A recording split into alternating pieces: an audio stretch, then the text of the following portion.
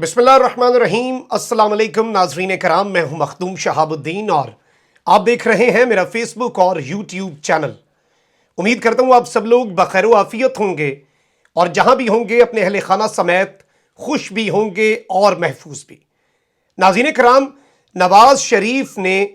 पाकिस्तान मुस्लिम league नून की leadership और पूरी की पूरी काबीना को हंगामी बुनियादों पर लंदन बुलाया। एक इंतहाई अहम मुलाकात हुई और इस मुलाकात में बिलाशुबा ऐसी बातें होना थीं जो फ़ोन पर, जूम के ज़रिए, स्काइप के ज़रिए किसी मीडियम से नहीं हो सकती थी। और अब इस मुलाकात के हवाले से गोया कि इसे बहुत खुफिया रखा गया है। कुछ बहुत अहम दावे सामने आ रहे हैं। यहाँ लंदन में नून लीगी ज़राए और इवन इस मुलाकात में मौजूद कुछ रहनुमाओं की जानिब से कुछ बातें सामने आई हैं, जिनमें सबसे अहम तरीन तो यह है कि इस मुलाकात में पाकिस्तान की अफवाज के अगले सिपा सालार के हवाले से भी बात हुई है। जबकि दो खुफिया मुलाकातें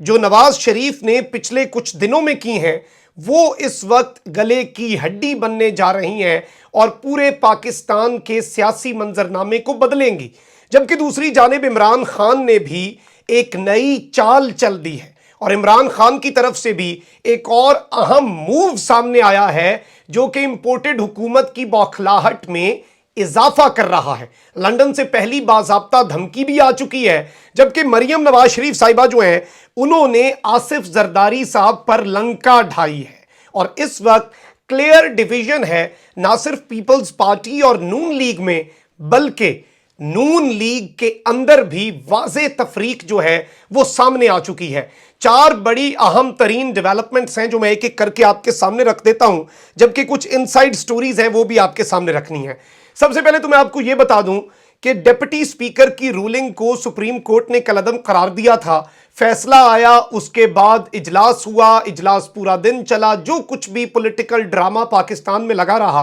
वो पूरी पाकिस्तानी कौम जानती है। रात 12 बजे स्पीकर कौमी असम्बली असद कैसर ने इस्तीफा दिया, या सादिक को फ्लोर मिला, उसके बाद तहरीक अदम एतमाद पास हुई। ये सब कुछ हुआ, ये सब कुछ सुप्रीम कोर्ट के फैसले के मुताबिक किया गया। लेकिन इस सब में इमरान खान ने एक और मूव और एक और चाल चली है और सियासी शतरंज पर बिल्कुल नाप तोल कर इमरान खान पॉलिटिकली इंतहाई बेहतरीन फैसले कर रहे हैं। क्योंकि इस वक्त पाकिस्तान तहरीक इंसाफ के चेयरमैन इमरान खान ने डिप्टी स्पीकर की रूलिंग पर सुप्रीम कोर्ट के फैसले पर नजर-ए-सानी की अपील बाकायदा तौर पर दायर कर दी है, जिसमें अदालत उज़्मा का फैसला पार्लिमानी कार्रवाई में मुदाखलत और आर्टिकल 69 से मुतसादिम करार दिया गया है और कहा कि आर्टिकल 248 पार्लियामेंट की कार्रवाई में मुदाखलत से रोकता है और सुप्रीम कोर्ट ने यह जो फैसला दिया है इस पर सुप्रीम कोर्ट नजर-ए-सानी करे, क्योंकि यह आइन के आर्टिकल से मुतसादिम है, क्लैश कर रहा है।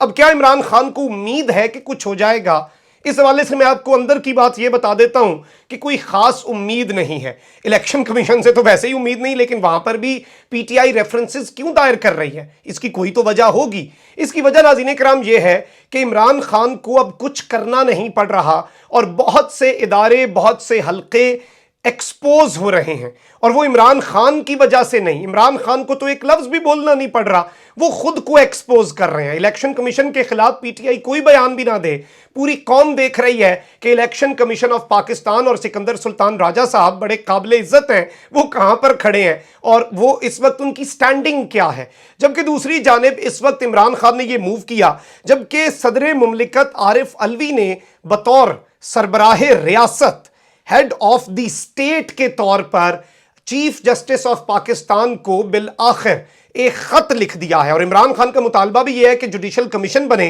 तो इस वक्त हुकूमत की तब्दीली में मुबैना साजिश की तहकीकात के लिए सदर मुमलिकत डॉक्टर आरिफ अलवी ने चीफ जस्टिस उमर अता बंदयाल को खत लिखा है, जिसमें उन्होंने अदालती कमीशन बनाने का मुतालबा करते हुए कहा है कि चीफ जस्टिस धमकी आमेज मरासले की तहकीकात के लिए बाइख्तियार अदालती कमीशन बनाएं और इसकी सरबराही खुद करें। यह जुडिशल कमीशन साजिश का पता चलाएगा और इससे पहले भी बहुत से वाकयात के ऊपर मेमो गेट, धांधली का मामला اور اس طرح کی چیزوں کے اوپر supreme court of Pakistan commission بناتا رہا ہے، اور یہ ایک بہت بڑا مسئلہ ہے۔ اور ظاہری بات ہے صدر مملکت کی طرف سے آفیشلی اس طرح کے لیٹر کا جانا یہ پریشر کو بھی بلڈ اپ کرتا ہے، اور اس جانب ایک اشارہ بھی ہے کہ اس چیز کو لائٹلی نہیں لیا جا سکتا۔ جب ہیڈ آف دی اسٹیٹ کہہ رہا ہے کہ اس کی تحقیقات کریں، تو اگر اس کی تحقیقات نہیں ہوتی تو یہ پھر بہت سے سوالات کھڑے کرے گا، سسپیشنز رائز ہوں گی۔ اور اگر ہم اسلام آباد ہائی کورٹ کی کارروائی دیکھیں تو ہر روز کسی نہ کسی ریمارکس میں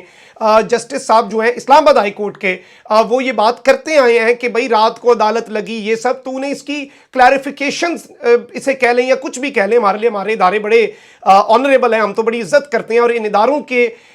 میں سمجھتا ہوں رہنے کی وجہ سے ہی پاکستان ہے اور سب ادارے مقدم ہیں۔ تو اس طرح کی چیزیں ہونی چاہیے جن سے اداروں پر سوالات نہ اٹھیں اور میسز ان اداروں پر انگلیاں اٹھانے کا کوئی انہیں موقع ہی نہ ملے۔ جبکہ دوسری جانب لنڈن میں نے آپ کو ایک چیز بتائی تھی کہ دو پاسبلٹیز ہیں، یا تو انہوں نے ڈیسائیڈ کرنا ہے ابھی فوری الیکشن، یا پھر انہوں نے کہا ہے کہ ہم نے جی جانا ہے 1-1.5 سال ہم پوری کاروائی کریں، حالات کچھ ٹھیک کریں پھر جا کے کریں۔ ڈیوائیڈڈ ہیں اوبویسلی۔ اب رانا ثناء اللہ صاحب دھمکیوں پر اتر آئے ہیں، اور لنڈن سے پہلی باضابطہ دھمکی رانا ثناء اللہ صاحب نے جاری کر دی ہے، اور یہ دھمکی پاکستان تحریک انصاف اور عمران خان کو دی گئی ہے، جو کہ ڈیموکریٹک نارمز کے بھی بہت خلاف ہے۔ آپ ان کی ذرا یہ سٹیٹمنٹ سن لیں، ظاہری بات ہے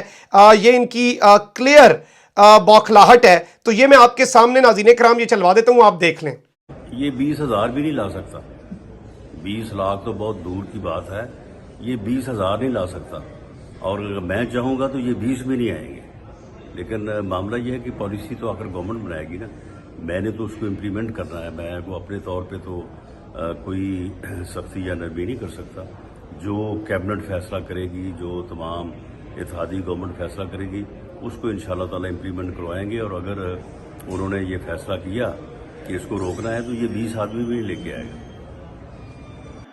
تو جی 20 آدمی بھی ہم اسلام آباد میں نہیں آنے دیں گے، یہ کلیئر میں سمجھتا ہوں بدمعاشی ہے، اور ایسے معاملات نہیں ہوتے جمہوری معاشروں میں، لیکن obviously اس وقت جو ملک میں چل رہا ہے وہ بھی سب کے سامنے ہے۔ میں ناظرین اکرام اب آپ کو یہاں پر یہ بتا دوں کہ آصف علی زرداری نے تو کہا ہے کہ انتخابات جو ہیں وہ ہونے چاہیے آگے جا کر، اور obviously اپنے ٹائم پر ہونے چاہیے۔ نون لیگ بھی ڈیوائیڈڈ ہے، لیکن مریم نواز نے آصف زرداری پر لنکا ضرور ڈائی ہے، اور پبلک میں آ کر ہی ایک بیان جاری کیا گیا ہے،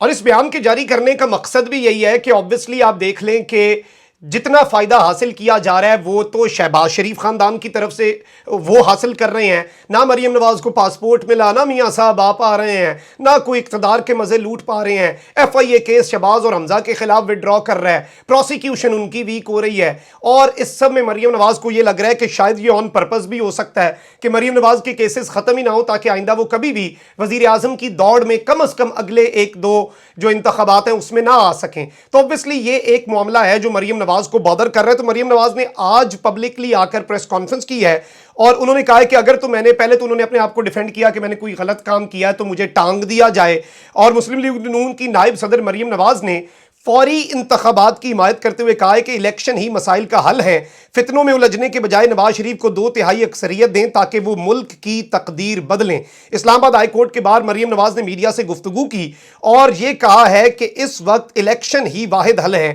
اور اس وقت ظاہر بات ہے خان صاحب کو تنقید کا نشانہ بھی بنایا، سب کچھ بھی کیا، لیکن اب مریم بی بی بھی اس پوائنٹ پر آ چکی ہیں۔ مریم نواز اس پوائنٹ کے اوپر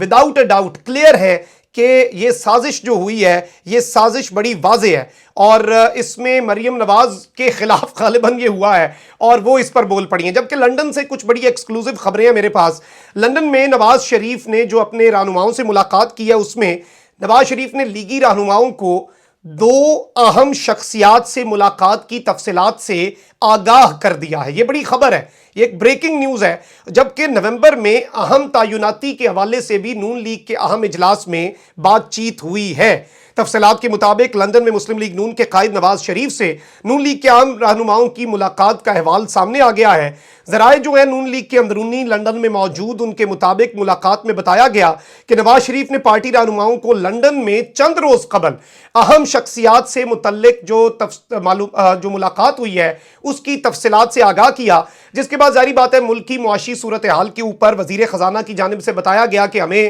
ان حالات سے نکلنے کے لیے 300 ارب روپے کی فوری ضرورت ہے، اور اس سلسلے میں سعودی عرب سے بھی ہمیں کچھ مدد ملنی ہے۔ ملاقات میں یہ طے ہوا ہے کہ اوبویسلی وزیر اعظم دو ہیں ہمارے، ایک شہباز شریف ایک نواز شریف، اسی طرح سے وزیر خزانہ بھی دو ہی ہیں، تو ملاقات میں بھی یہی طے ہوا ہے جی۔ اور ملاقات میں طے ہوا ہے کہ معاشی معاملات میں بڑے اور اہم فیصلوں پر اسحاق ڈار کی مشاورت لازمی ہوگی، جبکہ نومبر میں اہم تعیناتی کے حوالے سے بھی بات چیت کی گئی، اور نون لیگ کے ایک انتہائی اہم رہنما نے یہ بات کنفرم کی ہے کہ وزیر اعظم شہباز شریف ایک اہم ملک کا دورہ بھی کرنے جا رہے ہیں، اور اس لندن سے ڈائریکٹلی، یعنی کہ لندن سے ڈائریکٹ وہ ایک اور اہم ملک جائیں گے۔ جبکہ میں آپ کو یہ بھی بتا دوں کہ ذرائع نے یہ کنفرم کیا ہے کہ پیپلز پارٹی سے معاملات پر انتخابی الائنس جو ہے اس کی نون لیگ کی اکثریت نے مخالفت کی ہے کہ زرداری ہمارے ساتھ یہ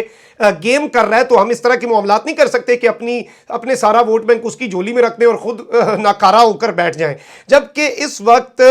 یہ کنفرم ہو گیا ہے اس ملاقات میں کہ تحریک انصاف کے رہنماؤں کے خلاف مقدمات بنائے جائیں گے جن میں کرپشن چارجز بھی شامل ہوں گے، اور ایون نواز شریف کی وطن واپسی پر بھی اس ملاقات میں غور کیا گیا ہے کہ کس طرح وطن واپسی ہوگی، جس پر طے ہوا کہ بجٹ کے بعد نواز شریف کی واپسی کے آپشنز پر دوبارہ مشاورت کی جائے گی۔ یہ کنفرم نہیں ہو پایا، تو یہ ایک بڑی ڈیولپمنٹ کے طور پر چیز سامنے آئی ہے۔ کامنٹ سیکشن میں رائے کا اظہار ضرور کریں، اپنا بہت خیال رکھیں۔ اللہ نگہبان۔ پاکستان